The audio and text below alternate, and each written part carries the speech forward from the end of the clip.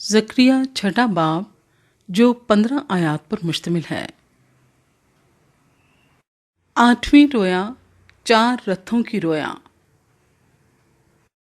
तब मैंने फिर आंख उठाकर निगाह की तो क्या देखता हूँ कि 2 पहाड़ों के दरमियान से 4 रथ निकले और वो पहाड़ पीतल के थे। पहले रथ के घोड़े सुरंग, दूसरे के मुश्की, तीसरे के नुकरा और चौथे के अबलख थे। तब मैंने उस फरिश्ते से जो मुझसे कलाम करता था पूछा, ऐ मेरे आका, ये क्या हैं? और फरिश्ते ने मुझे जवाब दिया कि ये आसमान की 4 हवाएं हैं जो रब्बुल आलमीन के हजूर से निकली हैं। और मुश्की घोड़ों वाला रथ शुमाली मुल्क को निकला चला जाता है और नुकरा घोड़ों वाला उसके पीछे, और अबलख घोड़ों वाला जनूबी मुल्क को, और सुरंग घोड़ों वाला भी निकला। और उन्होंने चाहा कि दुनिया की सैर करें, और उसने उनसे कहा, जाओ दुनिया की सैर करो। और उन्होंने दुनिया की सैर की। तब उसने बुलंद आवाज से मुझसे कहा, देख, जो शुमाली मुल्क को गए हैं उन्होंने वहां मेरा जी ठंडा किया है। यशवा की ताजपोशी का हुक्म।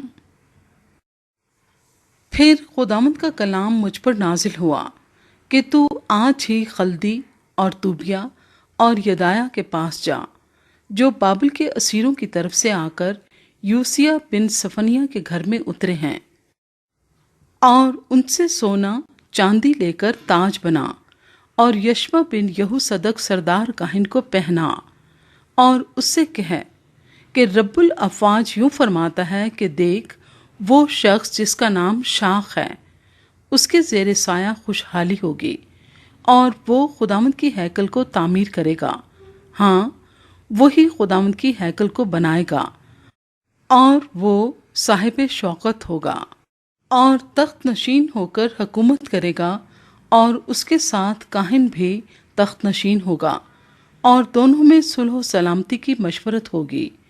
और ये ताज हीलम और तूबिया और यदाया और हैन बिन सफनिया के लिए खुदावंद की हैकल में यादगार होगा, और वो जो दूर हैं आकर खुदावंद की हैकल को तामीर करेंगे।